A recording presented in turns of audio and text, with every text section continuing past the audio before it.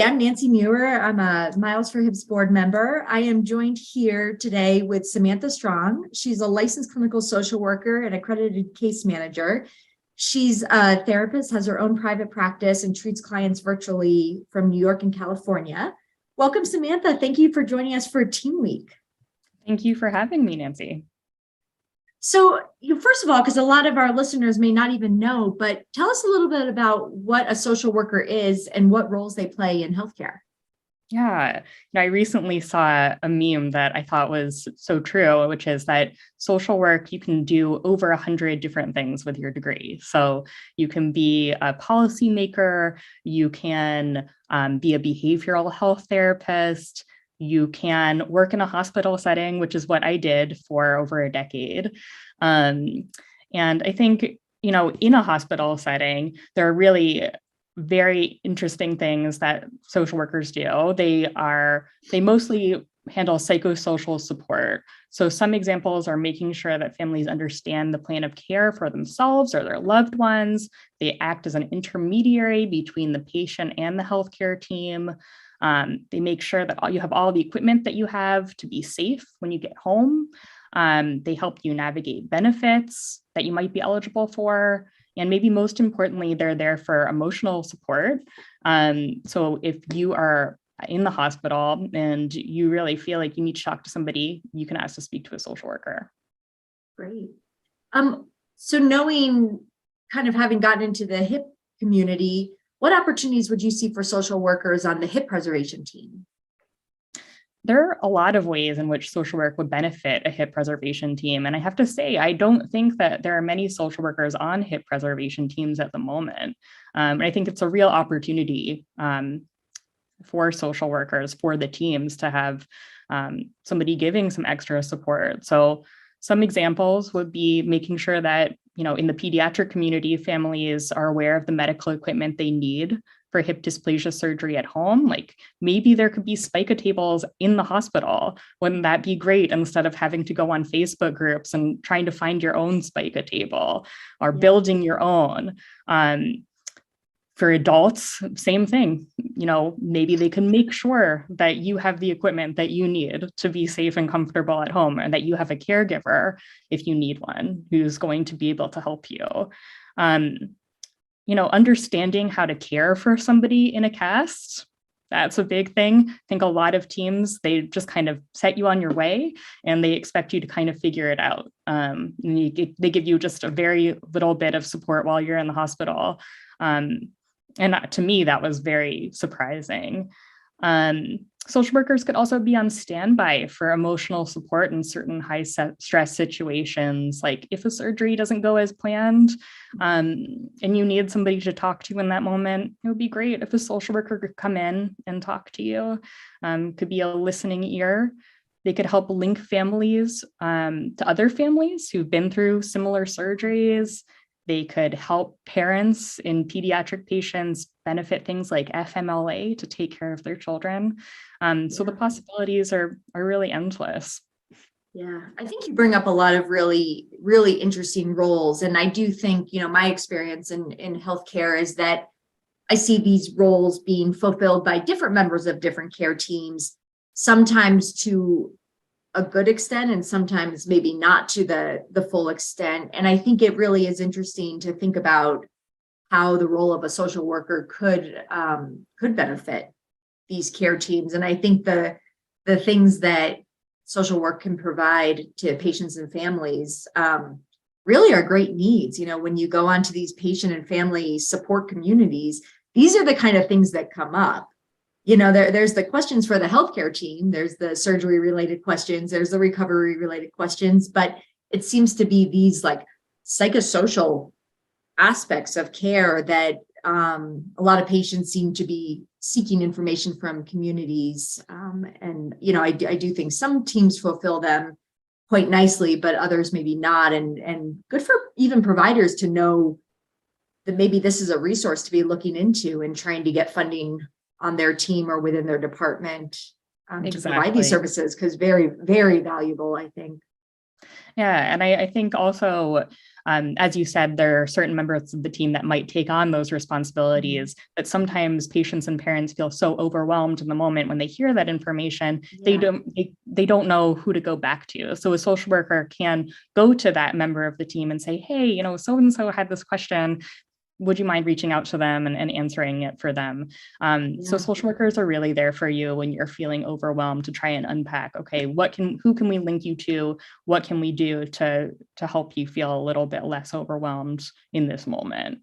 Yeah. No, I think it would be an incredibly valuable service on any care team, Yeah. really. How would a patient or family know that they might benefit from interacting with a social worker? I mean, I think you already probably shared a lot of that. But yeah, maybe just specific examples of when someone doesn't feel like their needs are met or might advocate for themselves to say, hey, is there a social worker available that I could speak with? Yeah. I think what I mentioned about, feeling totally overwhelmed, I think that Yeah. that's usually a good sign that you would benefit from speaking to a social worker. So it could be, you're feeling really overwhelmed because you're a parent, if you have a pediatric patient, and you're like, how am I going to take care of my child who's in a cast? I don't know anything about the benefits that I might be entitled to. A social worker could help you in that situation. Or maybe you're just feeling like, how am I going to do this all on my own? How am I going to go through this surgery as an adult on my own and have to take time off of school or from work? And just being able to speak to somebody in the moments that you're feeling overwhelmed can be helpful. And social worker can help link you to a longer term therapist as well, somebody who's going to be able to talk to you maybe every week, and help get you through that really tough emotional time. Well, and you already talked about the fact that a lot of teams might not be linked to a social worker or have somebody who works with them regularly. In some settings, this may not even be an option, but how would a patient or family access social work services or what would they be asking for? Yeah, no, it's a good question. If there isn't a social worker that's on your medical team, then it might be really difficult. But if you're struggling emotionally and you need to talk to somebody, then just reaching out to a therapist is going to be really beneficial to you. A therapist could be a licensed clinical social worker like me. It could be a marriage and family therapist. It could be a counselor. It could be a psychologist. So there are lots of different names for a therapist and different credentials. Going on Psychology Today is a good way to start trying to find a therapist. If you wanted to go through your insurance, you could call your insurance directly and ask for a list of therapists in your area. But I think it's really important when you're going through a major medical procedure, having to do with anything, but especially having to do with hip dysplasia, where it can be really debilitating for a period of time. To have somebody to lean on for support, especially if you don't feel like you have support in your community, being able to talk to a therapist or be a part of a support group, that's really important. No, I think this is really helpful to know. And I've worked in healthcare for over 15 years. And to be honest, I never have thought about social workers serving in those therapeutic settings. And even looking at what you do, saying that people can be empowered to access those resources on their own and might even be able to get them virtually, because I know, depending on where you live, you might not have a large medical institution that has these large care teams that might include a social worker, but letting patients know that and families know you actually can reach out and request these kinds of services and access them. Like you said, if you're going through insurance, there may be certain routes that you go through to find somebody who your plan accepts, or it sounds like there probably are a lot of therapists and clinical social workers practicing in private practice and probably cash-based practices too. So several options for people. Exactly. Yeah. I mean, or if you wanted to be part of a group setting with other people who are going through the same thing, that can be, really validating to hear, okay, I'm not alone. Well, I think on that note, probably heading into the second half of our talk, first of all, you and I have spoken offline a little bit, but I've just, whatever you'd like to share, but maybe tell us a little bit about your background and how you came to be involved specifically with the hip dysplasia community? Because I know you certainly have background in medical care and helping support patients and families with medical challenges, but what brought you specifically to the hip dysplasia community? Yeah. So I had a baby 8 months ago. Her name is Annabelle. And she was diagnosed with hip dysplasia when she was just 4 weeks old. And she was placed into a Pavlik harness. She was in that for a while, about 6 weeks. And it ended up fixing one hip, but not the other. And she's ended up having to have 3 different surgeries, a closed reduction, 2 open reductions. And unfortunately, her right hip is still dislocated. And she's going to need more surgery. And so, it's been a very emotional journey for my family. And we've been on different Facebook groups and really trying to find resources, not only for how to take care of her in the cast, but also just, has anybody else been through something like this? And has anybody else struggled with these surgeries? And everything that comes along with them. And I was kind of surprised that there really aren't any support groups for this. And there really aren't that many resources out there. And so I thought to myself, hey, I am a medical social worker. I have my own private practice. My specialty is working with people who have been through medical trauma. Why don't I start a support group for other parents who are going through this? And so I reached out to the International Hip Dysplasia Institute, and I spoke to Dr. Price, who's the head of the institute, and he said, I think that's a great idea.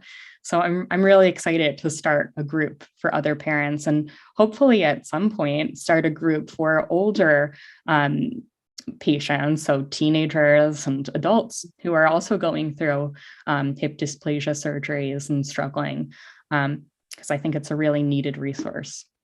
I think I agree with you wholeheartedly. And you kind of went on, and the other questions I was going to ask you were specifically around this, of what kind of needs and opportunities do you see for patients and families? And it certainly sounds from your perspective that there is this component of holistic care and some needs that are not met necessarily in the medical community, but that can be met by the patient communities, including just emotional support, social support, maybe some logistical support around day-to-day care, and just how you manage this very challenging and stressful time for patients and families.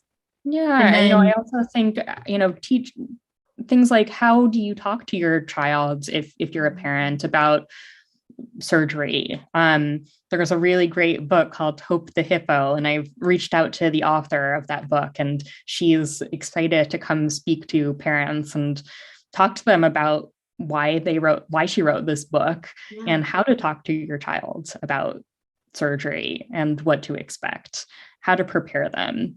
So I think those things are important, and I'm excited. I think very important, and certainly from the pediatric side, especially when you have a child who's maybe not infant, but, toddler, preschool, elementary school, adolescent, teenager, adolescent, is there a lot of support needs on communicating that and what do you share and when, and there's a lot about that in childhood. And then I think also for on the adult side, I think I know quite a number of people who are parents undergoing surgeries as adults, and how do you share your experience with your child, and how do you prepare your own children for that? Yeah, and you're right. How do you talk to your children about what you're going through as a parent? Absolutely. So I think multiple facets on all of that. So for sure.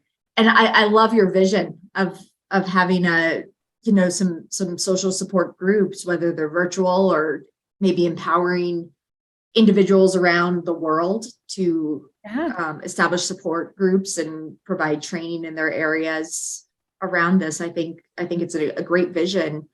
Certainly we at Miles4Hips, we have, a generic email that we use. Certainly we can invite people if people have interest in wanting to connect with you. I don't know if you have other ways that if anybody's just interested in learning more about you and what you do and your experiences or your vision for hip dysplasia, how people could get in touch with you, and we're certainly happy to Yeah. facilitate it too.